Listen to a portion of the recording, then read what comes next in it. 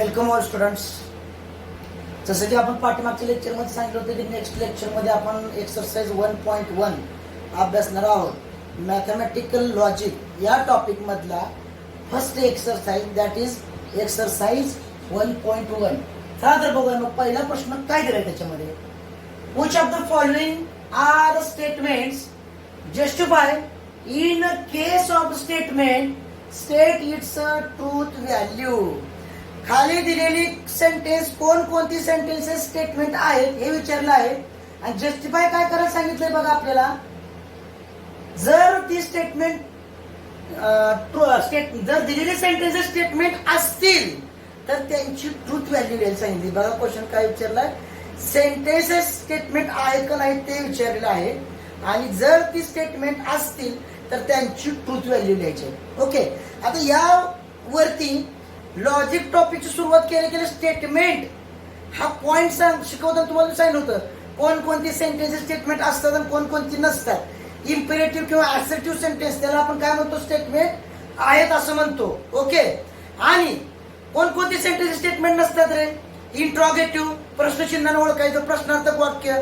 त्यानंतर इम्पेरेटिव्ह की ज्या सेंटेन्स मध्ये कमांड दिली असते, रिक्वेस्ट केली असते, ओके, किंवा ऑर्डर केली असते अशा सेंटेन्सला आपण काय म्हणतो इम्पेरेटिव्ह आज्ञार्थी वाक्य. ते पण सेंटेन्स स्टेटमेंट असतं का रे, नसतं. त्यानंतर एक्सक्लेमेटरी सेंटेन्स उद्गारवाचक चिन्ह.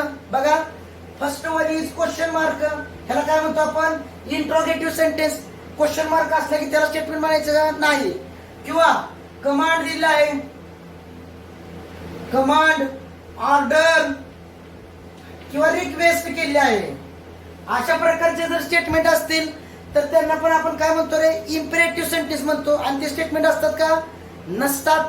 त्यानंतर एक्सक्लेमेटरी मार्क, एक्सक्लेमेटरी सेंटेन्स, एखाद्या सेंटेन्स मध्ये एक्सक्लेमेटरी मार्क असेल तर त्याला स्टेटमेंट म्हणायचं का, नाही. त्यानंतरची एक टाईप पाहिलं होतं आपण ओपन सेंटेन्स. काय पाहिलं होतं रे, ओपन सेंटेन्स, संदिग्ध वाक्य, त्याला पण आपण स्टेटमेंट म्हणत नव्हतो. तर बघूया आता इथं कोणकोणत्या प्रकारचे सेंटेन्सेस दिलेत, कोणकोणते सेंटेन्स स्टेटमेंट आहेत आणि कोणकोणते नाही. जर असतील तर त्याची ट्रूथ व्हॅल्यू लिहूया. ओके, ठीक आहे. तर फर्स्ट क्वेश्चन आहे बघा, 5 + 4 = 13. 5 + 4 = 13. आता हे दिलेलं जे सेंटेन्स आहे हे स्टेटमेंट आहे कारण असर्टिव्ह सेंटेन्स आहे, अल्जेब्रिक सेंटेन्स आहे. कसला आहे रे, अल्जेब्रिक सेंटेन्स आहे. हे सेंटेन्स आहे पण हे सेंटेन्स बरोबर आहे का, बरोबर नाही. कारण 5 + 4 किती येतं, 9 येतं. 13 दिलंय म्हणजे फॉल्स स्टेटमेंट आहे. स्टेटमेंट आहे पण कसला आहे, फॉल्स आहे. मग फॉल्स असल्यानंतर त्याची ट्रूथ व्हॅल्यू काय येणार, एफ येणार ना. मग आता आन्सर कसं लिहायचं तुम्हाला सांगतो बघा, लक्ष द्या. Given sentence is a statement and it is false statement. It is false statement so that its a truth value is F. Answer कसं लिहायचं लक्षात आलं तुमच्या. दिलेले सेंटेन्स स्टेटमेंट आहे का नाही ते सांगितलं आपण. स्टेटमेंट असेल तर त्याची ट्रूथ व्हॅल्यू पण प्रेझेंट केली. ओके, आता बघूया नेक्स्ट क्वेश्चन काय. नेक्स्ट वन इज x - 3 = 14 दिले बघा. x - 3 = 14. आता मला इकडे लक्ष द्या, x ची कोणती व्हॅल्यू आपण इथे घेणार आहे. x ची कोणती व्हॅल्यू घेतल्यानंतर आन्सर 14 येतं असं दिलंय काय नाही. काय वेअर x = समथिंग आज काय दिलंय काय नाही, दिलेलं नाही. म्हणजे x ठिकाणी काय टाकल्यानंतर आन्सर 14 येते हे सांगितलंय का, सांगितलेलं नाही. दिस इज ओपन सेंटेन्स, संदिग्ध वाक्य आहे, ओपन सेंटेन्स आहे. त्यामुळे हे स्टेटमेंट असणार आहे का, नसणार आहे. मग आन्सर कसं लिहिणार बघा तुम्ही. Given sentence is not a statement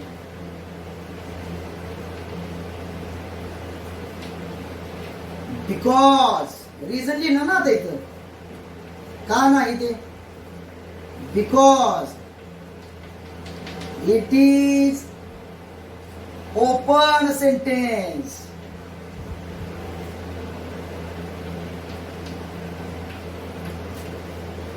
okay, काय अडचण? समजलं असेल सर्वांना. त्यानंतर नेक्स्ट एक दिलंय बघा, थर्ड वन. काय दिलंय बघू आपण third example. Close the door. Close the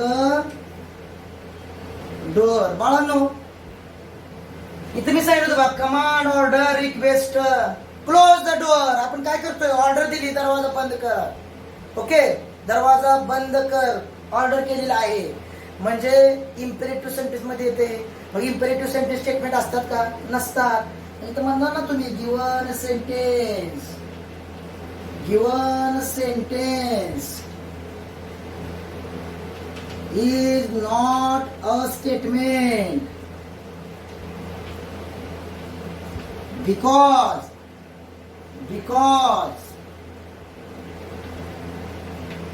it is imperative sentence. आज्ञार्थी वाक्य है, imperative sentence.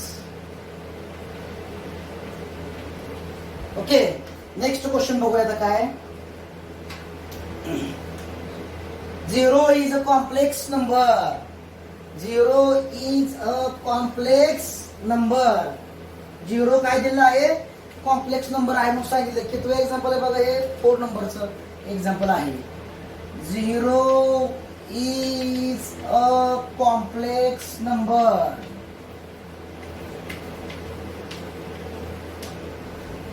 आता सर्वात प्रथम तुम्हाला कॉम्प्लेक्स नंबर कशाला म्हणायचे हे माहित असलं पाहिजे. मग तुम्हाला 0 कॉम्प्लेक्स नंबर आहे का नाही ते सांगता येईल. बघा, लक्ष द्या बाळांनो, कॉम्प्लेक्स नंबर या टॉपिक मध्ये Z is equal to A plus BI. A plus BI या फॉर्म मध्ये जे काही नंबर असतात त्याला आपण काय म्हणतो रे? कॉम्प्लेक्स नंबर म्हणतो. I means iota. ओके, हा रिअल पार्ट, हा इमॅजिनरी पार्ट असतो कॉम्प्लेक्स नंबरचा. मग अशा टाइप मध्ये जे काही नंबर येतात त्याला आपण कॉम्प्लेक्स नंबर म्हणतो. कॉम्प्लेक्स नंबर डिनोट कशाने करतो रे? Z ने डिनोट करतो. कशाने डिनोट करतो? Z ने डिनोट करतो. मग बघा बाळांनो, आता मला सांगा, 0 लिहिलं काय मी, आणि 0च्या ऐवजी 0 प्लस 0 I लिहिलं काय? ह्याचं मिनिंग काय? 0च येणार ना. 0 लिहिलं काय, 0 प्लस 0 I लिहिलं काय? एकच आहे की. मग हा कुठला फॉर्म आहे? कॉम्प्लेक्स नंबरचा फॉर्म आहे. म्हणजे 0 ला कॉम्प्लेक्स नंबर म्हणू शकतो का नाही? आपण 100% म्हणू शकतोय. म्हणजे 0 इज अ कॉम्प्लेक्स नंबर हे स्टेटमेंट आहे. आणि कसलं स्टेटमेंट आहे रे? ट्रू स्टेटमेंट आहे. मग त्याचा आन्सर कसं लिहिणार बघा, given sentence is a statement and it is a true statement. Okay, so that it's a truth value. It's a truth value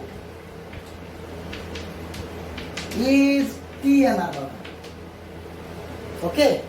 next one is 5 नंबरचं एक्झाम्पल काय दिली बघू आपण आता. Please get me breakfast.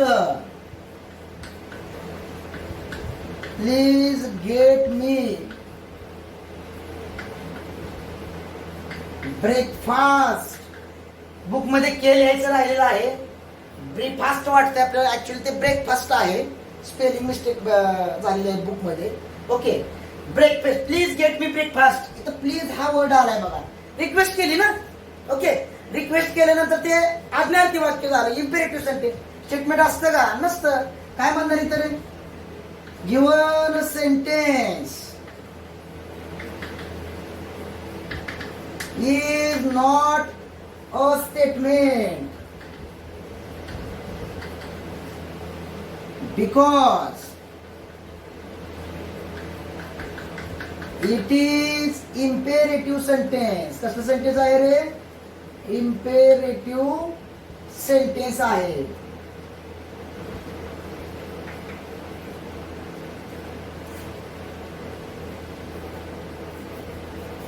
Imperative sentence. Okay, समजलं सर्वांना हा part? खूप सोपा भाग आहे. त्यानंतर 6th वन एक एक्झाम्पल बघूया काय आपण काय दिलेलं आहे. कॉन्ग्रंट ट्रायंगल आर सिमिलर म्हटलंय बघा. कॉन्ग्रंट ट्रायंगल आर सिमिलर, बरोबर आहे, तेच आहे. Congruent triangles are similar. Congruent triangles are similar. Okay बाळांनो, सिमिलरिटीची कंडिशन माहिती आहे का आपल्याला? If corresponding angles of two triangles are congruent, then these two triangles are similar to each other. corresponding angle congruent असतील, कोणती दोन म्हणतोय मी, तरी सुद्धा ते दोन ट्रायंगल कसे असतात? सिमिलर असतात. किंवा corresponding sides ratio of the corresponding sides of two triangle are equal or are in proportion, then these two triangle are similar. हे आपण 10th स्टँडर्ड मध्ये पाहिलेलं होतं, बरोबर आहे.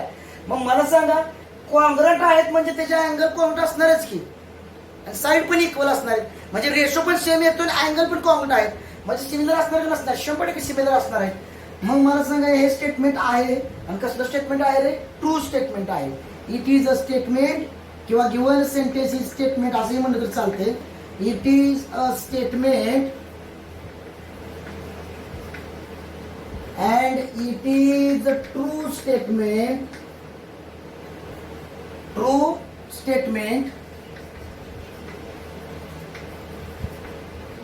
so that its truth value is P. It is a true statement so that its truth value काय असणार आहे? P असणार आहे. टोटल 6 एक्झाम्पल पाहिले आहेत. यामध्ये एकही एक्झाम्पल असं अवघड नाही, खूप सोपा पार्ट आहे. 1 किंवा 2 मार्काला, 1 मार्काला पडू शकते एक्झामला या टाईपचे एक्झाम्पल्स. ओके ठीक आहे, लिहून घ्या किंवा स्क्रीनशॉट काढा. नेक्स्ट एक्झाम्पल बघूया आपण लगेच.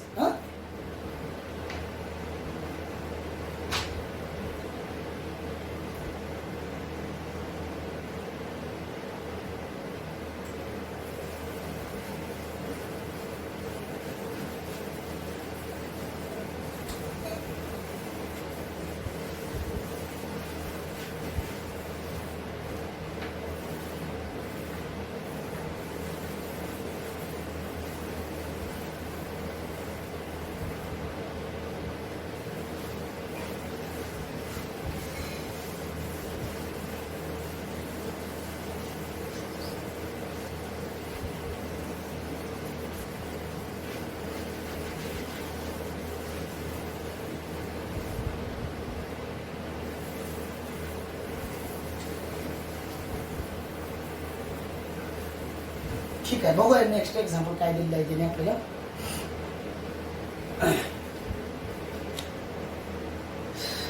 सेवन नंबरचं एक्झाम्पल आहे.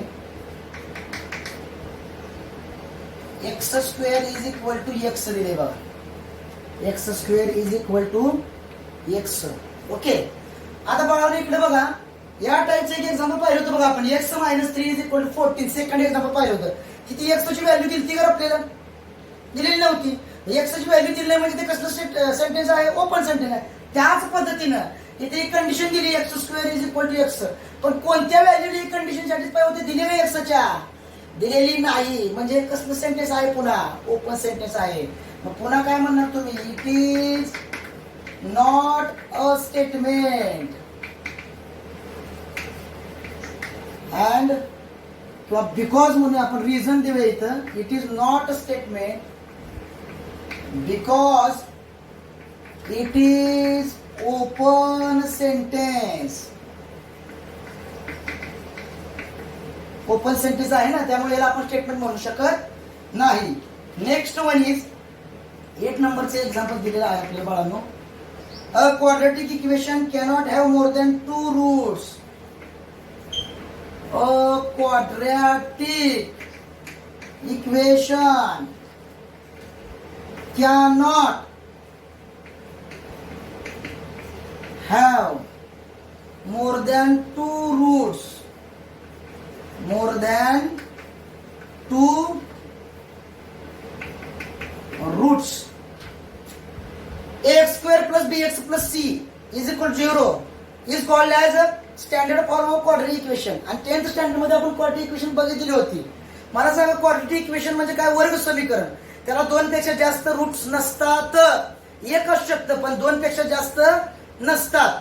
2 रूट असतात, एक असतो पण 2 पेक्षा जास्त रूट नसतात. म्हणजे दिलेलं सेंटेन्स स्टेटमेंट आहे आणि कसला रे? ट्रू स्टेटमेंट आहे. कसला आहे? ट्रू स्टेटमेंट आहे. सो त्याचा आन्सर काय म्हणणार तुम्ही रे? It is a statement and it is a true statement.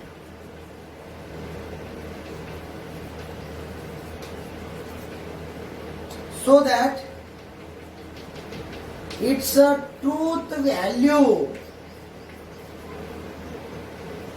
is ती असणार ना. आलं लक्षात सर्वांच्या? नेक्स्ट एक्झाम्पल बघू काय दिलं आपण. थोडं स्पीडने घेतोय कारण सोपा पार्ट आहे. लक्षात येईल तुमच्या लगेचच. Do you like mathematics? Next question दिलेला आहे बघा. किती नंबरचा? 9 नंबरचा question. Do you like mathematics?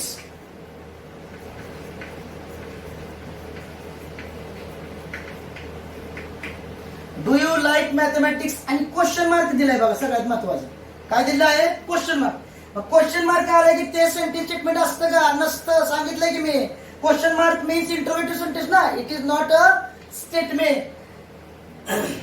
So that it is not a statement. Because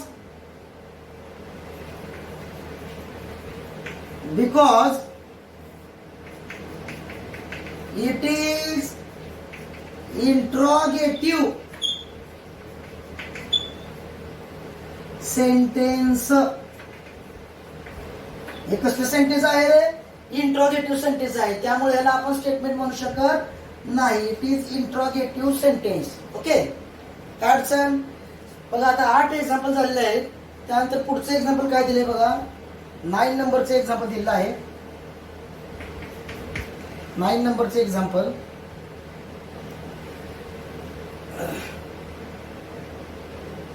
9 नंबरच एक्झाम्पल झाले. 10 नंबरचे एक्झाम्पल बघूया आता. ओके. 10 नंबरचं एक्झाम्पल काय दिले बघा. The sun sets in the west. The sun sets in the west. सूर्य पश्चिमेला मावळतो. स्टेटमेंट आहे. असर्टिव्ह सेंटेन्स आहे आणि बरोबर आहे. ट्रू स्टेटमेंट आहे. मग काय म्हणणार तुम्ही इतर? It is a statement and it is true statement म्हणणार. कसलं म्हणणार? True statement. so that its a truth value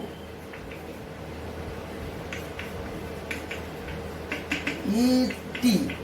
finish. त्यानंतर 11 नंबरचं एक एक्झाम्पल आहे बघा. काय दिले 11 नंबरचं example. All real numbers are whole number. All real numbers are whole number. Are whole numbers म्हणले बघा. All real number are whole numbers. पण रिअल नंबर कशाला म्हणायचं रे? Natural number, rational number, irrational number, whole number, या सर्वच्या सर्व नंबरला आपण काय म्हणतो? रिअल नंबर म्हणतो. म्हणजे रिअल नंबर मध्ये सर्व नंबरचे टाईप येतात. फक्त कॉम्प्लेक्स नंबर, आपलं कॉम्प्लेक्स नंबर येतो का रिअल नंबर मध्ये? येत नाही. त्यामुळं रिअल नंबर हे सर्व प्रकारचे असतात. मग मला सांगा, आता रिअल नंबर मध्ये इंटिजर पण येतात ना? होल नंबर कुठून सुरुवात होतात रे? 0 पासून 0, 1, 2, 3 अप टू डॅश इन्फिनिटी पर्यंत. मग आता रिअल नंबर आपण होल नंबरला पण रिअल नंबर म्हणू शकतोय, बट इंटिजरला पण रिअल नंबर म्हणू शकतो ना. म्हणजे 0च्या अगोदरचे जे नंबर आहेत त्याला पण रिअल नंबर म्हणू शकतोय की आपण? म्हणू शकतोय का नाही? म्हणू शकतोय. मग त्यांनी काय सांगितलंय? All real number are whole number म्हणले. मग सगळ्याचे सगळे रिअल नंबर होल नंबर असतात का? रिअल नंबर मध्ये निगेटिव्ह नंबर येतात, मग ते होल नंबर आहेत का? नाही. हे दिलेलं सेंटेन्स स्टेटमेंट आहे पण फॉल्स स्टेटमेंट आहे. कसला आहे रे? फॉल्स आहे. मग काय म्हणणार तुम्ही रे? Given sentence is a statement आहे and it is false statement, so that its truth value is F येणार बघा F. लक्षात येते सर्वांच्या. नेक्स्ट एक्झाम्पल बघूया आता काय आहे. 11 नंबर झाला त्या 12 नंबरची एक्झाम्पल आहे बघा. लक्ष द्या बाळांनो. 12 नंबरचे एक्झाम्पल मी ओरली घेतो. 12 नंबरचे एक्झाम्पल काय दिले बघा तिने. Can you speak in Marathi. Can you speak in Marathi. पुढे क्वेश्चन मार्क दिलाय बघा. क्वेश्चन मार्क कसला आहे. क्वेश्चन मार्क म्हणजे कसलं. इंट्रोगेटिव्ह सेंटेन्स स्टेटमेंट असणार आहे का नसणार आहे. मग त्या स्टेटमेंटची ट्रूथ व्हॅल्यू फाइंड करू शकतोय का करू शकत नाही. काय म्हणणार given sentence is not statement because it is interrogative sentence. कशाचा आन्सर झालं रे 12 नंबरचं. त्यानंतर आपण 13 नंबर बघूया. काय म्हणूया बघूया 13 नंबर डायरेक्ट 12 नंबरचं तुम्ही होमवर्कला करायचं घरी. x² - 6x -7 is equal to 0 when x is equal to काय रे 7 दिलंय बघा. x ची व्हॅल्यू 7 दिली आहे. आता मला सांगा आपण दुसरे एक एक्झाम्पल पाहिलं होतं. त्यानंतर 7वं एक्झाम्पल सेकंड एक्झाम्पल आणि 7 नंबरचं एक्झाम्पल पाहिलं होतं बघा. अशाच टाईपचं दिलेलं होतं पण त्याच्यामध्ये x ची व्हॅल्यू डिफाईन केलेली होती का नव्हती. ह्याच्यामध्ये x ची व्हॅल्यू डिफाईन केली म्हणजे या स्टेटमेंट या सेंटेन्स आपल्याला मिनिंग मिळतंय. बरोबर आहे का. मग याला आपण ओपन सेंटेन्स म्हणू शकत नाही कारण x डिफाईन केलाय. x डिफाईन केलाय म्हणजे सेंटेन्स स्टेटमेंट आहे का नाही आहे. It is a statement. आता ट्रू आहे का फॉल्स आहे तुम्ही याच्यामध्ये टाकून बघायचं ना. x ची व्हॅल्यू 7 टाकून बघा 0 येते का सगळं आन्सर. 7 चा स्क्वेअर 49 6 × 7 42 -42 -7 -49 -49 आणि 49 झिरोच येते ना. म्हणजे कसलं स्टेटमेंट आहे ट्रू स्टेटमेंट आहे. It is a statement. It is a statement and it is a true statement so that its truth value is it is a true statement ना. its truth value काय ना T येणार. काय अडचण आहे त्याच्यामध्ये. Okay 13 example घेतलेले आहेत आपण. आता तुम्ही लगेचच याचा स्क्रीनशॉट काढा. आपण याच्या पुढची 1-2 एक्झाम्पल आहेत ती राहिलेली एक्झाम्पल घेऊया नंतर मग आपण थांबूया. ओके स्क्रीनशॉट काढून घ्या पटकन.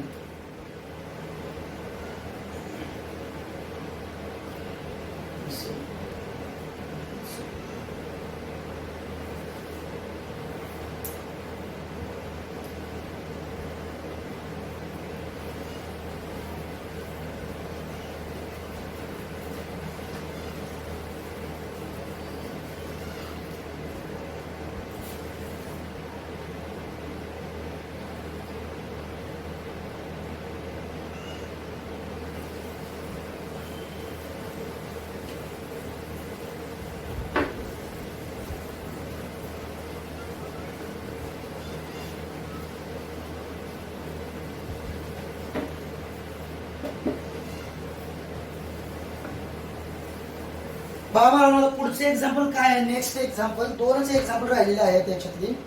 बघूया कोणते एक्झाम्पल आहे. The sum of cube root of unity is 0. 14 नंबरचे एक्झाम्पल आहे. कसलं 14 नंबरचं. The sum of cube root of unity is 0. बघा बाळांनो लक्ष द्या. Cube root of unity complex number मध्येच पाहिलं होतं आपण. ओमेगा रूट्स असतात बघा. बघा लक्ष द्या बाळांनो. 1 + ओमेगा इज इक्वल टू 0 असं आपण कॉम्प्लेक्स नंबर मध्ये पाहिलं होतं. आणि हे जे आहेत 1 ओमेगा आणि ओमेगा² हे कॉम्प्लेक्स क्यूब रूट ऑफ युनिटीच आहेत. म्हणजे यांची सम किती आहे 0 आहे. म्हणजे दिलेलं सेंटेन्स स्टेटमेंट आहे ते कसलं आहे ट्रू स्टेटमेंट आहे. बरोबर आहे का. त्यामुळे त्याची ट्रूथ व्हॅल्यू काय येणार टी येणार. It is a statement. It is a statement and it is a true statement, so that its a truth value is T येणार बघा, काय येणार आहे, टी येणार. ओके. आणि लास्ट वन एक्झाम्पल एक आहे आता दिले आपल्याला 15 नंबरचं एक्झाम्पल आहे बघा, काय दिले बघूया. It rains heavily, it rains heavily, it rains heavily. जोरदार पाऊस पडतोय. अरे पण कुठं पडतोय, काय सांगितलेलं आहे का, पूर्ण माहिती दिली का याच्यामध्ये, संपूर्ण इन्फॉर्मेशन दिलेली नाही. म्हणजे याच्यामध्ये संदिग्धता आहे. संदिग्धता आहे म्हणजे कसलं सेंटेन्स म्हणायचं त्याला, ओपन सेंटेन्स म्हणायचं. मग त्याला आपण स्टेटमेंट म्हणू शकतोय का, म्हणू शकत नाही. It is not a statement, it is not a statement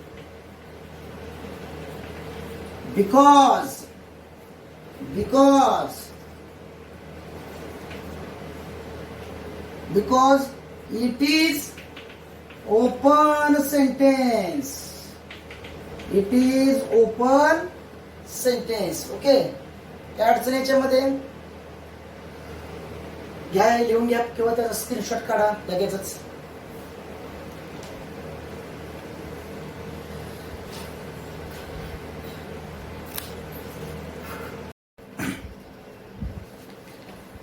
तर बाळांनो आता एक्सरसाइज 1.1 मधील नेक्स्ट क्वेश्चन आहे तो म्हणजे write the following compound statement symbolically. आता कंपाऊंड स्टेटमेंट दिले ते कसं लिहायचं आपल्याला, सिम्बॉलिक फॉर्म मध्ये लिहायचे. बघा लक्ष द्या, आता बघूया मग कसं लिहायचं. Question number 2, write the following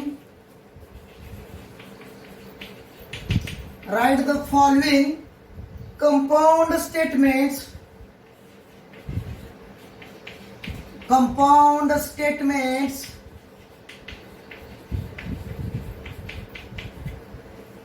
symbolically.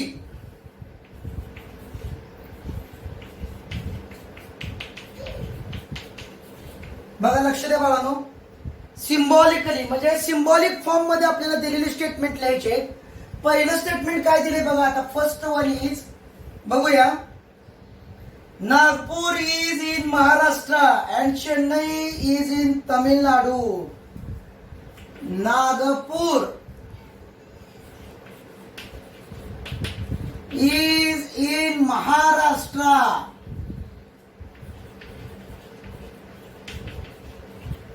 And Chennai is in Tamil Nadu. म्हटले बघा, तमिळनाडूच आहे, Tamil Nadu. Okay. Chennai is in Tamil Nadu. बघा सिम्बॉलिक फॉर्म मध्ये लिहिताना अगोदर लक्ष द्यायचं आहे, दोन स्टेटमेंट कोणत्या कनेक्टिव्ह न जोडले, महत्वाचं ते आहे. मग आपण त्या दोन स्टेटमेंट मध्ये कोणतं सिम्बॉल वापरायचं हे ठरवायचं आहे. ओके. त्यासाठी मी एक रिवाइज करतो, एक पॉइंट बघा. लॉजिकल कनेक्टिव्ह आपण बघितले होते, त्याचे ट्रूथ टेबल्स बघितले होते.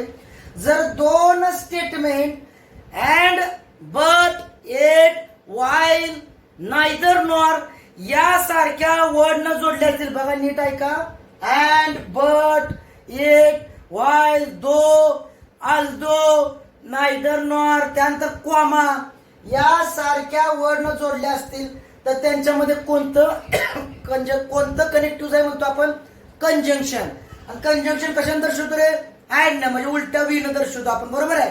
अगोदर दोन स्टेटमेंट मानूया, पी आणि क्यू मानूया दोन स्टेटमेंटला. आणि हे दोन स्टेटमेंट कोणत्या लॉजिकल कनेक्टिव्ह न जोडले रे, ऍड न जोडले, म्हणजे याच्यामध्ये काय आहे, कंजंक्शन आहे. बघा त्याचा सिम्बॉलिक फॉर्म कसा लिहायचा. Let P such that Nagpur is in Maharashtra. Nagpur is in Maharashtra पहिलं स्टेटमेंट मानलं. कोमा क्यू एक मानूया, Q such that Chennai is in Tamil Nadu. हे दुसरं स्टेटमेंट मानलं मी. Chennai is in Tamil Nadu. मग आता याचा सिम्बॉलिक फॉर्म कशा येणार बघा. सिम्बॉलिक फॉर्म बघा. सिम्बॉलिक फॉर्म जोडले कशानं. अँड. पहिलं स्टेटमेंट पी, दुसरं स्टेटमेंट क्यू. जोडले कशानं. And. This is called its symbolic form. लक्षात आलं का. काय अडचण. खूप सोपं पार्ट आहे. लक्ष द्या, लगेच कळून जाईल. ओके. नेक्स्ट क्वेश्चन काय दिलाय बघा आपल्याला. नेक्स्ट क्वेश्चन दिला आहे. ट्रायंगल इज इक्विलॅटरल और आयसोसेलस. ट्रायंगल इज इक्विलॅटरल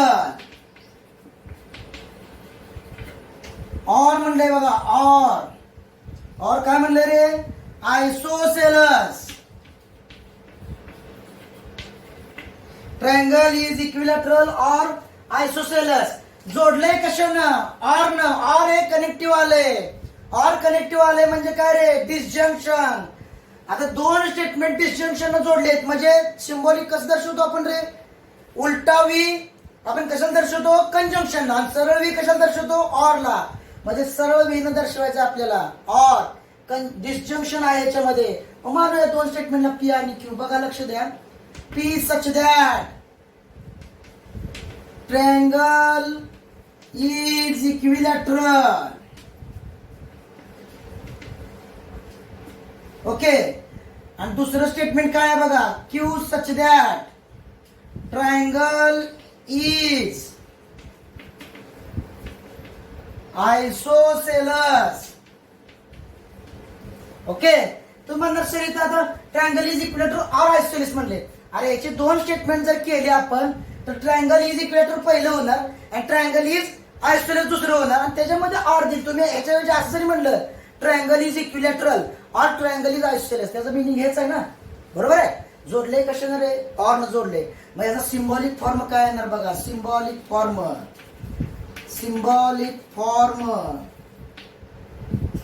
काय येणार बघा. पी और Q.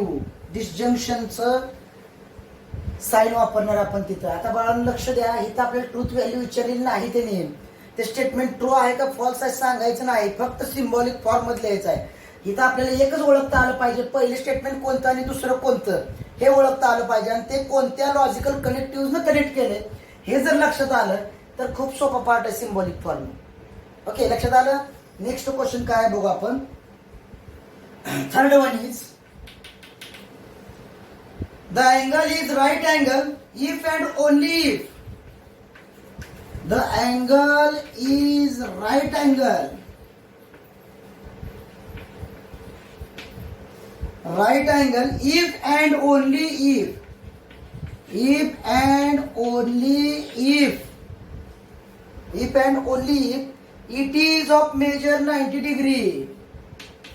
It is of measure 90 degree. It is of measure 90 degree. बरोबर आहे. आता बघा लक्ष द्या बाळांनो. The angle is right angle हे पहिलं स्टेटमेंट आहे आणि it is of measure is 90 degree हे काय रे. दुसरं स्टेटमेंट आहे. बरोबर. इट इज म्हणजे काय. Angle. The angle is of measure 90 degree हे दुसरं स्टेटमेंट. आणि the angle is right angle हे पहिलं स्टेटमेंट. हे दोन जोडलीत कशाने आपल्याला रे. इफ अँड ओनली इफ न जोडलेत म्हणजे कुठलं. Double implication. कोणतं. Double implication. डबल आरून डिनोट करतो आपण. बघूया मग याला सिम्बॉलिक फॉर्म कसा डिनोट करायचा. अगोदर पी एक स्टेटमेंट मानूया. पी सच दॅट काय म्हणणार. The angle is right angle हे पहिलं स्टेटमेंट मानलं मी. आता दुसरं काय म्हणतोय बघा. Q such that the angle is. तुम्ही म्हणणार इट इज म्हणलंय त्याचा अर्थ तोच आहे. The angle is of measure 90 degree. आता पी आणि क्यू हे दोन स्टेटमेंट कशाने जोडलेत. इफ अँड ओनली इफ म्हणजे काय रे. डबल इम्प्लिकेशन जोडलेलं आहे. म्हणजे याचा सिम्बॉलिक फॉर्म काय येणार. Symbolic form. डबल इम्प्लिकेशन आपण डिनोट कशाने करतो. डबल एरोनं. म्हणजे काय येणार, पी क्यू हे दोन statement, P double implies Q, त्यालाच आपण बाय कंडिशनल पण म्हणतो. काय अडचण आहे त्याच्यामध्ये? समजलं सर्वांना? स्क्रीनशॉट काढा लगेचच.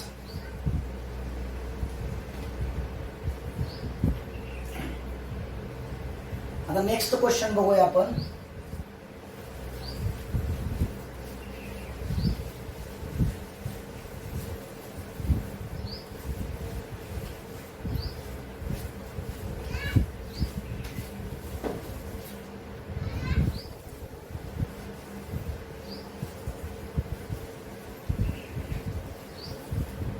बघा, लक्ष द्या. आता खूप सोपा एक्सरसाइज आहे. पहिला एक्सरसाइज सहजासहजी तुम्हाला समजण्यासारखा आहे, पण हा पहिला एक्सरसाइज म्हणजे पूर्ण लॉजिकचा बेस आहे. बेस जर हा एक्सरसाइज तुम्हाला सर्वांना व्यवस्थित समजला तर तुम्हाला लॉजिक हा टॉपिक समजायला काहीच अडचण नाही. ओके, बघा आता नेक्स्ट क्वेश्चन काय आहे. आपण कोणता पाहिलं होता? आता द अँगल इज राईट अँगलचा पाहिला होता, बरोबर आहे. आता 4 नंबरचा 4 नंबरचा क्वेश्चन काय आहे बघा. 4 नंबर, दोन भाग करूया अगोदर. 4 नंबरचा क्वेश्चन काय दिलाय बघा त्यांनी आपल्याला. Angle is neither acute nor Optus.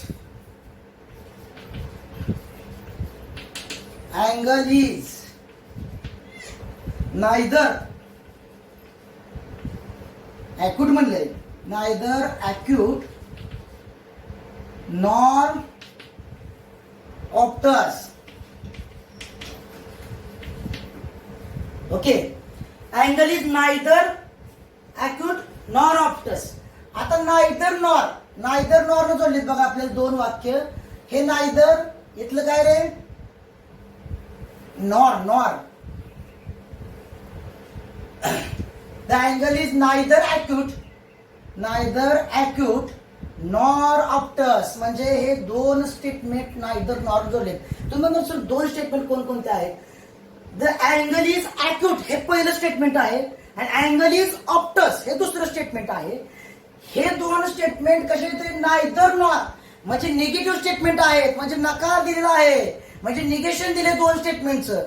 आणि नायदर नॉर जर दोन स्टेटमेंट जोडले असतील तर मी सांगितलं होतं तुम्हाला त्यांच्यामध्ये काय असतं रे? कंजंक्शन असतं. काय असतं? कंजंक्शन. बघा, रिवाइज करतो अजून एकदा. जर दोन statement and, but, yet, while, neither nor यानं जर जोडले असतील तर त्यांच्यामध्ये कंजंक्शन असतं. ऑर किंवा आयदर ऑर जोडले असतील तर त्यांच्यामध्ये डिसजंक्शन असतं. ओके, इफ देन जोडले असतील दोन स्टेटमेंट तर त्यांच्यामध्ये काय असतं? इम्प्लिकेशन किंवा त्यालाच आपण काय म्हणतो? कंडिशनल म्हणतो. आणि इफ अँड ओनली इफ न जोडले असतील दोन स्टेटमेंट, बघा, इफ अँड ओनली इफ न जर जोडले असतील तर त्यांच्यामध्ये आपण काय म्हणतो रे? डबल इम्प्लिकेशन आहे किंवा बाय कंडिशनल हे लॉजिकल कनेक्टिव्ह आहे असं आपण म्हणू शकतोय. आता नायदर नॉर म्हणजे काय रे? ह्याच्यामध्ये कंजंक्शन आहे, पण स्टेटमेंट कसले आहे? निगेटिव्ह स्टेटमेंट आहेत. अगोदर स्टेटमेंट लिहूया आपण. कसले यायचं बघा हे स्टेटमेंट. पी सच दॅट, काय दिले रे? P such that angle is acute म्हटले, ॲक्यूट, बरोबर आहे का? तुम्ही अँगल इज नायदर ॲक्यूट म्हणू शकत नाही. ते निगेशन पी दिलेलं आहे आपल्याला त्यांनी. ओके, आणि क्यू स्टेटमेंट काय दिले बघा? क्यू सच दॅट, काय दिलं? Q such that angle is Optus. Okay, आता मला सांगा बाळांनो, याचा जर सिम्बॉलिक फॉर्म लिहायचा असेल मला, सिम्बॉलिक फॉर्म असा लिहिणार बघा. पी एक स्टेटमेंट आहे, क्यू एक स्टेटमेंट आहे, नायदर नॉर जोडले म्हणजे अँड आहे. पण सर्वात महत्वाचं, पी हे स्टेटमेंट कसं आहे? तिथं नायदर आहे म्हणजे काय? निगेशन दिले त्यांनी, निगेशन पी लिहिणार. क्यू पण कसला आहे रे? निगेशन दिलेलं आहे. P statement angle is acute आहे, पण इथं काय रे? नकार दिलाय म्हणजे निगेशन पी दिले. Angle is Optus, Q statement आहे, तिथं नकार दिलाय म्हणजे निगेशन आहे. हे दोघं जोडणार कशानं? ऍड न जोडणार. कशानं जोडणार? ऍड न, कंजंक्शन न जोडणार. ओके, काय अडचण याच्यामध्ये? सर्वांना समजतंय? ठीक आहे. नेक्स्ट क्वेश्चन बघा. आता काय दिलंय तिने आपल्याला? किती नंबरचा क्वेश्चन आहे? 5 नंबरचा क्वेश्चन बघा. If triangle ABC is right angled at B, बघा, if triangle ABC is right angled at angle B म्हटलंय बघा, ऍट बी म्हटलेलं आहे नुसतं. ओके,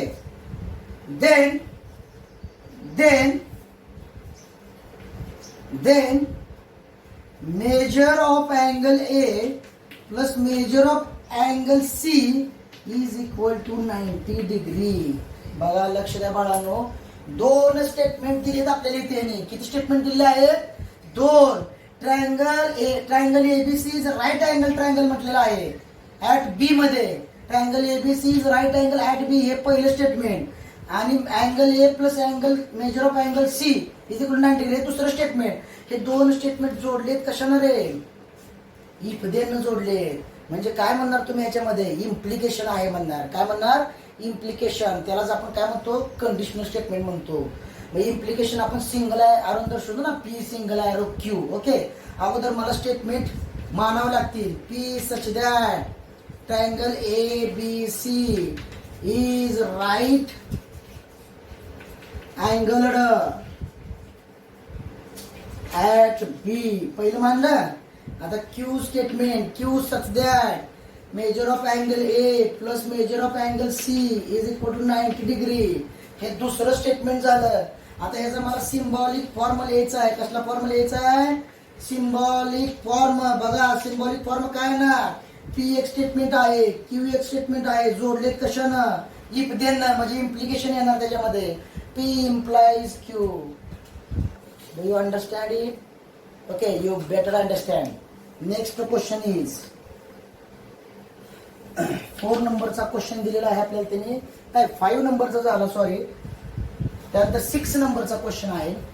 6 नंबरचा क्वेश्चन काय दिलाय बघा त्यांनी आपल्याला. If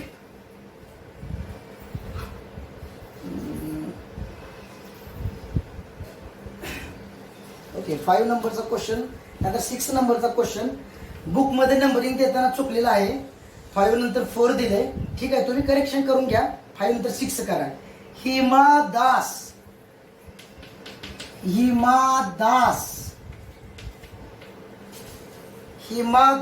wins gold medal.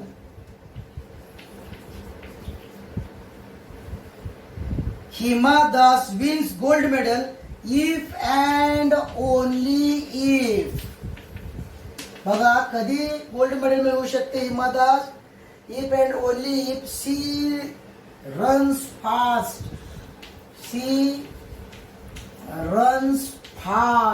Okay, आता ते मीनिंग काय असं ना, Hima Das wins gold medal हे पहिलं स्टेटमेंट झालं.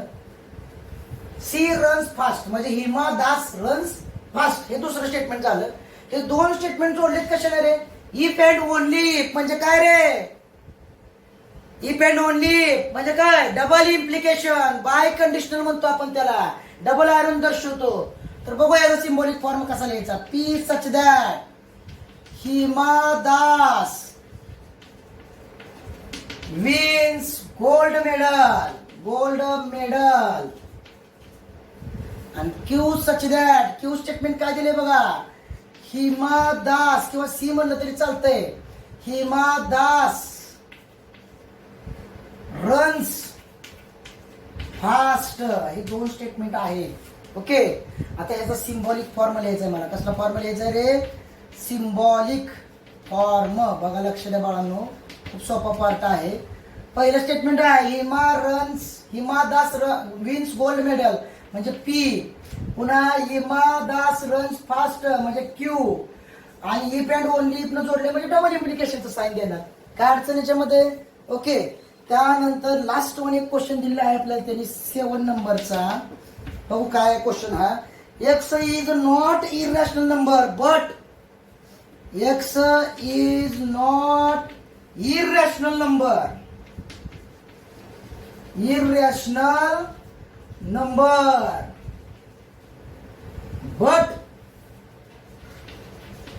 but is a square of an integer. Is a square of an integer. Is a square of an integer. Okay, बघा लक्ष द्या बाळांनो. आता x is not irrational. X is not irrational number. इथून इथपर्यंत बघा एक स्टेटमेंट आहे. But is a square of an integer, हे दुसरं स्टेटमेंट आहे. हे दोन स्टेटमेंट जोडलेत कशानं रे? बट न जोडलेत, बरोबर आहे. आता इथं काय दिलं? एक्स इज नॉट इरेशनल म्हणलंय. मग याचं ओरिजिनल स्टेटमेंट काय होईल रे? एक्स इज रॅशनल इरेशनल होणार ना. X is irrational number. Not दिलाय म्हणजे त्याचं निगेशन लिहिणार तुम्ही. ओके, ह्याला जर पी मानलं, समजा मी एक्स इज इरेशनल नंबरला पी मानलं, तर x is not irrational number म्हणजे काय येणार? निगेशन पी येणार. ओके, जोडलंय कशानं? बटनं. बट म्हणजे काय रे? कंजंक्शन मध्ये बट वापरायचं मी सांगितलं तुम्हाला. आणि दुसरं स्टेटमेंट काय दिलं? Is a square of an integer, ह्याला क्यू मानायचं म्हणजे निगेशन पी अँड क्यू, असा याचा सिम्बॉलिक फॉर्म येणार. ठीक आहे, बघूया कसं लिहायचं. P such that x is irrational number. Irrational number आपण इरॅशनल नंबर मानले का? आणि क्यू सच दॅट काय रे? क्यू क्यू दुसरं स्टेटमेंट इज अ म्हणजे x is a square of an integer. Square of an integer. बाळा याचा सिम्बॉलिक फॉर्म कसा लिहायचा बघा. आता सिम्बॉलिक फॉर्म कसा लिहायचा बघा. सिम्बॉलिक फॉर्म आहे का? आता एक्स इज इंटिजर हे पी स्टेटमेंट आहे, पण एक्स इज नॉट इंटिजर दिले ना आपल्याला. त्यांनी काय दिले? नॉट. पी हे स्टेटमेंट एक्स इज इंटिजरचं झालं, पण त्यांनी नॉट वापरले म्हणून आपण इथं काय वापरणार? निगेशन पी घेणार ना. काय घेणार? Negation P. जोडलंय बटन म्हणजे मध्ये कंजंक्शनचं साईन देणार. आणि दुसरं स्टेटमेंट काय मानलं मी? क्यू मानलं म्हणजे निगेशन पी अँड क्यू. खूप सोपा पार्ट आहे. इथं दुसरा क्वेश्चन आपला संपला.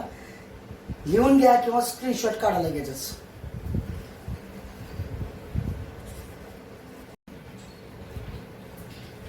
तर बाळांनो आपण पहिले दोन क्वेश्चन पाहिले.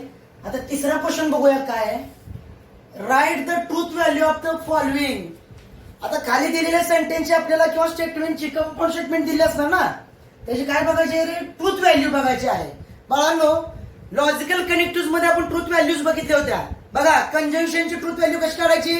टी टी असेल तरच टी, टी अँड टी असेल तरच टी, अदरवाइज एफ. डिस्जंक्शनची बघा रे, दोन्ही स्टेटमेंटची ट्रूथ व्हॅल्यू जर एफ एफ असेल तरच एफ, अदरवाइज टी असणार. म्हणजे एफ और एफ असेल तर एफ, अदरवाइज टी. त्यानंतर इम्प्लिकेशनची पाहिली होती आपण. इम्प्लिकेशनची म्हणजेच काय रे? आपण त्याला कंडिशनल स्टेटमेंट म्हणतो. पहिलं स्टेटमेंट ट्रू आणि दुसरं स्टेटमेंट फॉल्स असेल तरच त्या इम्प्लिकेशन किंवा त्या स्टेटमेंट पॅटर्नची ट्रूथ व्हॅल्यू काय येणार? फॉल्स येणार, अदरवाइज ट्रू येणार. लक्षात येते? म्हणजे पहिल्याची टी दुसऱ्याची एफ असेल तरच एफ, अदरवाइज ट्रू इम्प्लिकेशन मध्ये. आणि डबल इम्प्लिकेशन मध्ये मी काय सांगितलं होतं बघा, दोन्ही स्टेटमेंटची ट्रूथ व्हॅल्यू जर सेम असेल तर काय येणार रे? टी येणार, अदरवाइज एफ येणार. म्हणजे दोन्ही स्टेटमेंटची ट्रूथ व्हॅल्यू जर सेम असेल तर दिलेल्या स्टेटमेंट पॅटर्नची ट्रूथ व्हॅल्यू काय येणार? टी येणार.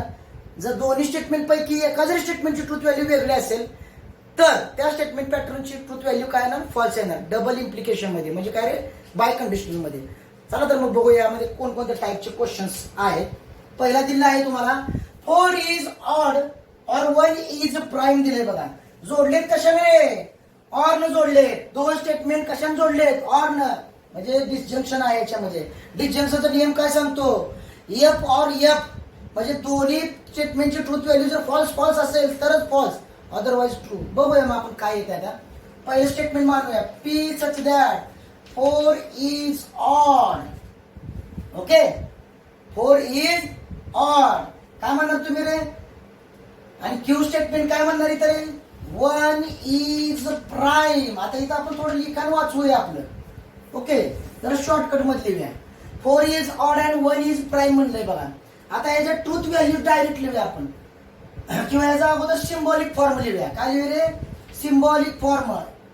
Symbolic form. सिम्बॉलिक फॉर्म काय येणार रे? पी और क्यू येणार. काय येणार रे? पी और क्यू. बघा 4 इज ऑड ते ट्रू आहे का फॉल्स आहे बघू आपण.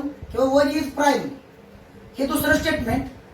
4 इज ऑड पहिलं, 1 इज प्राईम दुसरं स्टेटमेंट. जोडलेत कशानं? ऑर न. सिम्बॉलिक फॉर्म काय येणार रे? पी और क्यू येणार. बरोबर आहे. आता बघा लक्ष द्या बाळांनो, the truth values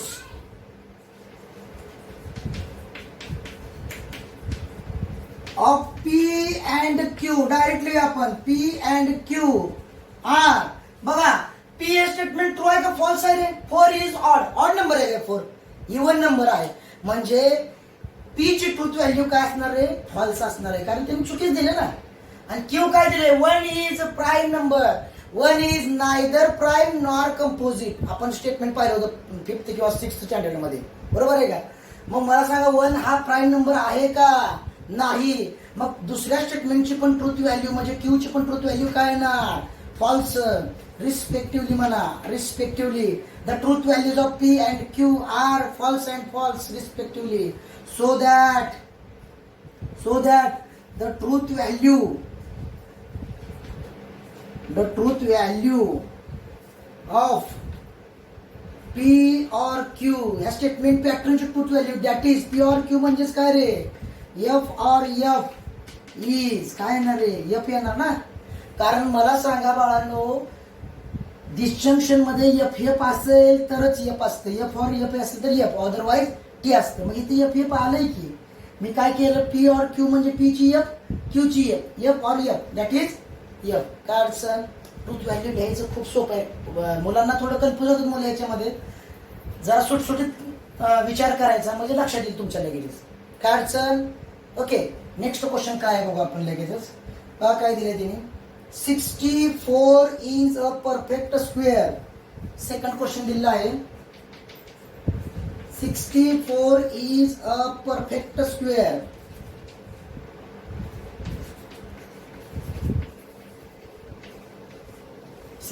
is perfect square and 46 is prime number. 46 is prime number. बघा बाळांनो, दोन स्टेटमेंट अगोदर सेपरेट करतो मी याची. P such that 64 is a perfect square.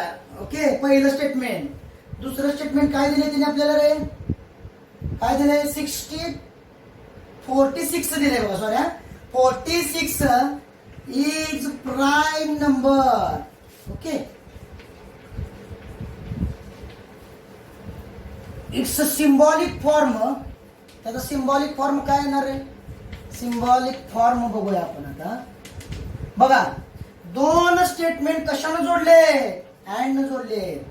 आणि दोन्ही स्टेटमेंट कशा? निगेटिव्ह आहे घेतलं एखादं स्टेटमेंट? नाही, निगेशन दिलेला नाही. सरळ इम्पेरेटिव्ह सेंटेन्सेस आहेत आणि दोन्ही स्टेटमेंट पॉझिटिव्हच आहेत. 64 इज अ परफेक्ट स्क्वेअर आणि 46 इज अ प्राईम नंबर म्हटलेला आहे, बरोबर आहे. दोन स्टेटमेंट आहेत, अँड जोडले, म्हणजे पहिलं स्टेटमेंट पी मानलं मी, दुसरं स्टेटमेंट क्यू मानलं, जोडलेत कशानं? अँड. मला ह्याची ट्रूथ व्हॅल्यू सांगायची ह्या स्टेटमेंट पॅटर्नची. लक्षात येते का तुमच्या? बघूया आता त्याची ट्रूथ व्हॅल्यू काय येते ते आपण. ओके, आता मला सांगा 64 इज अ परफेक्ट स्क्वेअर म्हणलंय, पहिलं स्टेटमेंट आहे. 64 परफेक्ट स्क्वेअर कशाला म्हणायचं? ज्याचं स्क्वेअर रूट मिळतं त्याला परफेक्ट स्क्वेअर नंबर म्हणायचं. ओके, 64चं स्क्वेअर रूट मिळते की आपल्याला? 8, बरोबर आहे का? मग ते स्टेटमेंट त्यांनी कसं दिलं रे? ट्रू दिलं आहे. म्हणजे पहिल्या स्टेटमेंटची ट्रूथ व्हॅल्यू काय येणार? ट्रू येणार, टी येणार. दुसरं statement 46 is a prime number. आणि 46 ला डिवाइड होते ना, 2 न होते की 2 न डिवाइड, बरोबर आहे का? मग डिवाइड होतंय म्हणजे तो प्राईम नंबर कसा म्हणायचा? त्याला म्हणायचा नाही. मग दुसरं स्टेटमेंट त्यांनी फॉल्स दिले, म्हणजे त्या दुसऱ्या स्टेटमेंट ट्रूथ व्हॅल्यू एफ आहे. पहिल्याची टी, दुसऱ्याची एफ, आणि मध्ये काय रे? अँड आहे, म्हणजे टी अँड एफ येणार, बरोबर आहे का? मग मला सांगा, कंजंक्शन मध्ये टी असेल तरच टी, अदरवाईज एफ असतं. म्हणजे इथं टी अँड एफ येते, म्हणजे एफ येणार ना ट्रूथ व्हॅल्यू. ट्रू व्हॅल्यू येतं. काय म्हणणार तुम्ही रे? The truth values of P and Q are P ची काय रे? टी आहे, आणि क्यू ची काय रे? एफ आहे. T and F respectively. Okay, T and F respectively, so that the truth value of P and Q that is कुणाचे रे पी अँड क्यू म्हणजेच काय टी अँड एफ म्हणणार ना पहिल्या पी ची ट्रूथ व्हॅल्यू टी आहे आणि एफ ची क्यू ची ट्रूथ व्हॅल्यू काय फॉल्स आहे इज. आता मला सांगा अँड मध्ये टी अँड टी असेल तरच टी असतं अदरवाईज एफ. इथं टी अँड टी आहे का नाही टी अँड एफ आहे म्हणजे काय येणार एफ येणार एफ. आपण लॉजिकल कनेक्टिव्ह बघताना तुम्हाला सांगितलं तो बेस आहे तो समजला तर पुढचं सर्वचे सर्व तुम्हाला समजेल. आता लक्षात आलं का ते का महत्वाचं होतं. ओके ठीक आहे. नेक्स्ट एक्झाम्पल दिले आपल्याला त्यांनी थर्ड वन काय दिले बघूया. 5 is prime number and 7 is divides 94 म्हणले बघा. 5 इज प्राईम नंबर अँड जोडले बघा 7 इज डिवाइड्स 94. ओके ठीक आहे. दोन स्टेटमेंट मानूया आपण. पहिल्यांदा P such that 5 is prime number. Okay आणि क्यू सच दॅट काय मानू रे 7 इज डिवाइड्स 94. ओके आता मला सांगा हे दोन स्टेटमेंट जोडलेत कशाने रे अँड न जोडले म्हणजे यांच्यामध्ये कंजंक्शन आहे. मग मला सांगा कंजंक्शनचा नियम काय आहे ट्रूथ व्हॅल्यूचा काय रे टी असेल तरच टी अदरवाईज एफ. पहिला पण स्टेटमेंट ट्रू असेल आणि दुसरे स्टेटमेंट ट्रू असेल तर त्या स्टेटमेंट पॅटर्नची ट्रूथ व्हॅल्यू काय येणार किंवा त्याच्या कंपाऊंड स्टेटमेंटची ट्रूथ व्हॅल्यू काय येणार रे टी येणार. आता बघूया आपण मग पहिलं statement 5 is prime number. 5 prime number आहे की म्हणजे पहिलं स्टेटमेंट कसं दिलं रे ट्रू दिलेलं आहे. 7 इज डिवाइड्स म्हणले बघा 7 इज डिवाइड्स 94. 94 ला 7 ने डिवाइड होतं का रे होत नाही बरोबर आहे का. 7 ला 94 ला डिवाइड होत नाही म्हणजे दुसरं स्टेटमेंट तिने फॉल्स दिले. पहिले ट्रू दिले दुसरं फॉल्स दिले म्हणजे टी अँड एफ येणार. मग अँड मध्ये टी असेल तर टी अदरवाईज एफ म्हणजे एफ येणार याची. बघूया मग आता लिहायचं कसं बघा. द ट्रूथ व्हॅल्यूज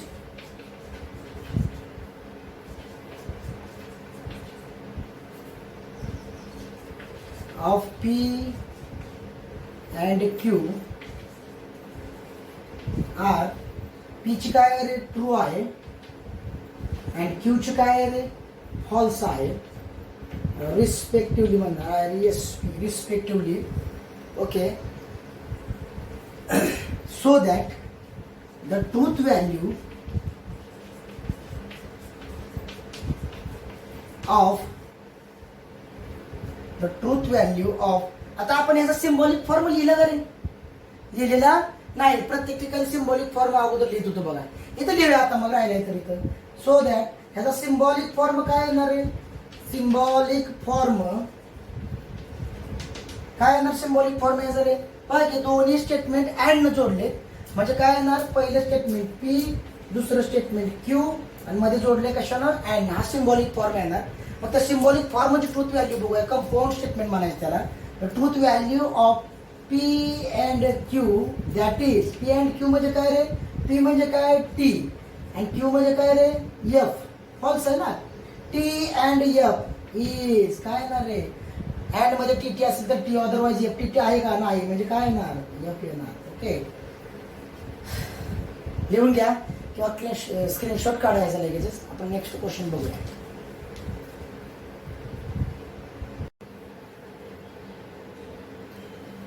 तर बाळांनो लक्ष द्या. क्वेश्चन नंबर 3 मधले आपण 3 प्रश्न पाहिलेले आहेत बरोबर आहे. क्वेश्चन 3 मधले पहिले 3 क्वेश्चन आपण अभ्यासलो आहोत. आता 4 नंबरचा क्वेश्चन जो की खूप महत्वाचा आणि इम्पॉर्टंट क्वेश्चन आहे. या प्रकारचे प्रश्न 100% सीईटीला पडतात. थोडंफार कन्फ्युजन करण्यासारखे प्रश्न असतात. 4 नंबरचा क्वेश्चन तुम्ही जरा सिरियसली लक्षपूर्वक ऐका. या टाईपचे प्रश्न सीईटीला विचारतात. कन्फ्यूज करण्यासारखे प्रश्न असतात. आपण कन्फ्यूज व्हायचं नाही. तर बघूया 4 नंबरचा प्रश्न कोणता आहे. आपल्याला क्वेश्चन 3 काय सांगतो ट्रूथ व्हॅल्यूज लिहायची. आपल्याला ट्रूथ व्हॅल्यू लिहायला सांगितलेली आहे दिलेल्या स्टेटमेंटची. तर 4 नंबरचा क्वेश्चन काय दिलाय बघूया आपण. It is not true that 5 - 3i is a real number. It is not true that 5 minus 3i is real number. ह्या स्टेटमेंटची ट्रूथ व्हॅल्यू द्यायची आहे. जर व्यवस्थित जर आपण हे स्टेटमेंट वाचलं तर लगेच तुम्हाला कळतं याची ट्रूथ व्हॅल्यू काय असेल ते. तुम्ही ह्याची ट्रूथ व्हॅल्यू ओरली लगेच सांगू शकताय. बघा लक्ष द्या. It is not true that म्हटले, not true that 5 minus 3i is real number. सत्य नाही म्हणून सांगितले. काय सत्य नाही रे? 5 minus 3i is real number हे सत्य नाही. अरे 5 मायनस 3i रिअल नंबर आहे का? मग नाही. मग 5 मायनस 3i रिअल नंबर आहे हे सत्य नाही हे त्यांनी सांगितले. मग त्यांनी सांगितलेलं बरोबर आहे ना, मग त्याची ट्रूथ व्हॅल्यू तीच येणार आहे 100%. पण आपल्याला थोडे एक्सप्लेन करून हे लिहावं लागेल. वेगळ्या पद्धतीने जर लिहायचं म्हटलं तर बघा आपण कसं लिहू शकतोय. त्यांनी काय दिलेलं आपल्याला? It is not true that 5 minus 3i is real number दिलेला आहे. आता यातलं यांनी नकार टाकला, इथं नकार नॉट टाकलेला आहे. जर ते नॉट मी काढलं, समजा नॉट समजा काय केलं, काढलं, तर स्टेटमेंट काय तयार होईल रे? It is true that 5 minus 3i is real number. Not काढल्यानंतर जे स्टेटमेंट तयार होतंय त्या स्टेटमेंटला मी पी मानलं.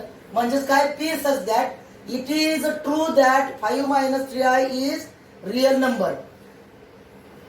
आता पी हे स्टेटमेंट काय म्हणलं मी? 5 मायनस 3i रिअल नंबर मानलाय. बरोबर आहे का? 5 मायनस 3i ला जर मी रिअल नंबर मानला असेल, ओके, तर निगेशन पी काय येणार आहे? मग त्यात नकार टाकणार ना मी. इट इज नॉट ट्रू म्हणणार, निगेशन पी मिळणार. मग बघूया निगेशन पी तयार करू. त्याचं negation P such that it is not true that 5 minus 3i is real number. हे त्यांनी दिलेलं क्वेश्चन तयार झाला. म्हणजे दिलेल्या क्वेश्चनला आपण निगेशन पी तयार केलं. दिलेल्या क्वेश्चनला आपण काय केलं? निगेशन पी तयार केलं. ओके, आता मला सांगा, आपण जे पी स्टेटमेंट तयार केले त्याची ट्रूथ व्हॅल्यू काय असणार आहे?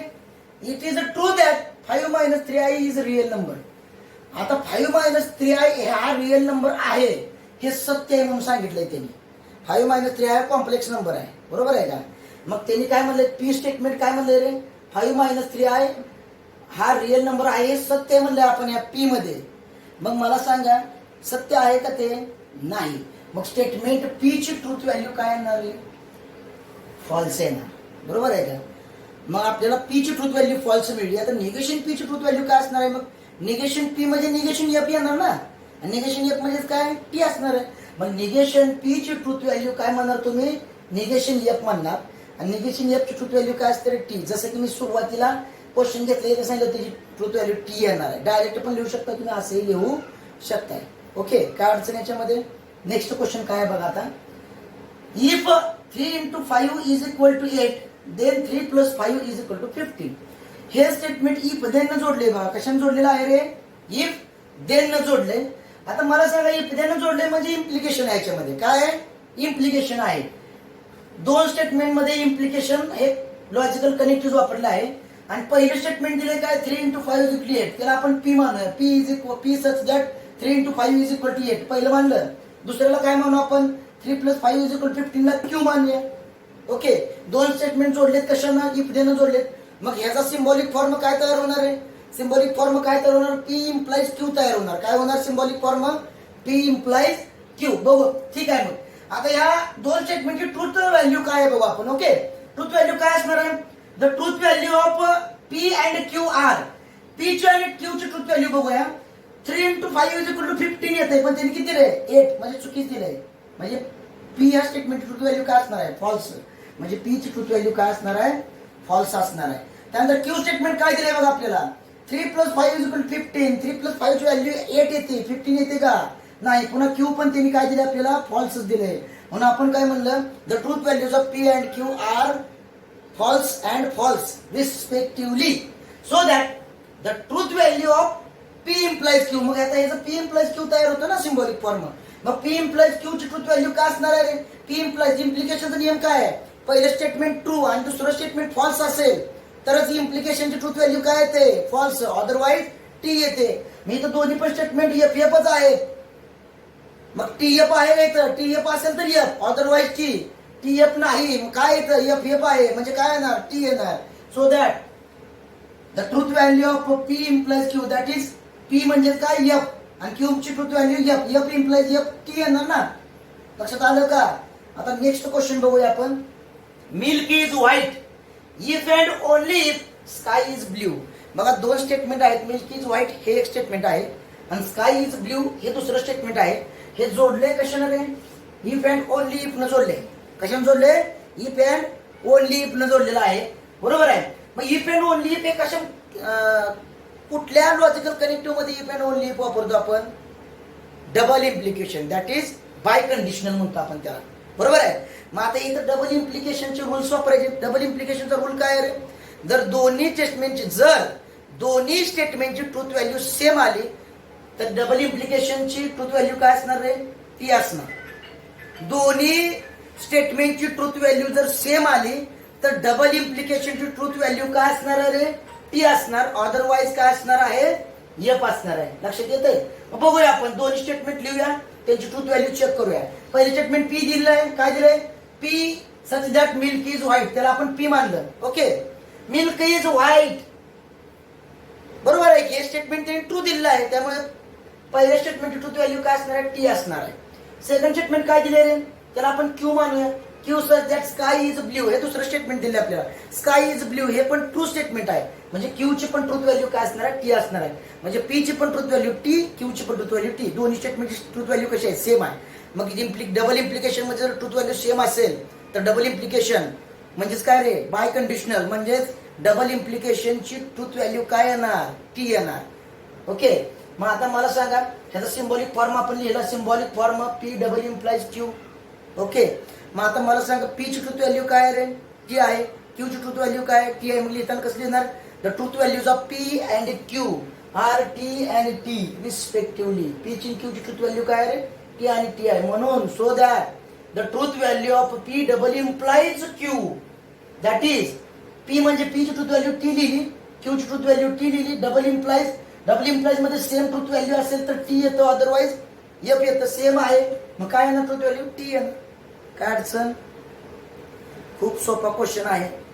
या क्वेश्चन नंबर जो 3 पाहिला आपण, क्वेश्चन नंबर 3 हा मोस्ट इम्पॉर्टंट क्वेश्चन आहे. सीईटीला या टाईपचेच क्वेश्चन असतात. Write the truth value. Okay. या टाईपचे क्वेश्चन सीईटीला विचारतात. मग मला सांगा आता जर तुम्ही केअरफुली केलं तर सीईटीला ह्याच्यावरती तुम्ही सहजासहजी मार्क मिळवू शकताय. काही सुद्धा अडचण तुम्हाला येणार नाही. ओके. तर मला सांगा आता आपण जवळजवळ पहिला क्वेश्चन एक्सरसाइज 1.1 मधील पहिला क्वेश्चन संपलेला आहे आपला.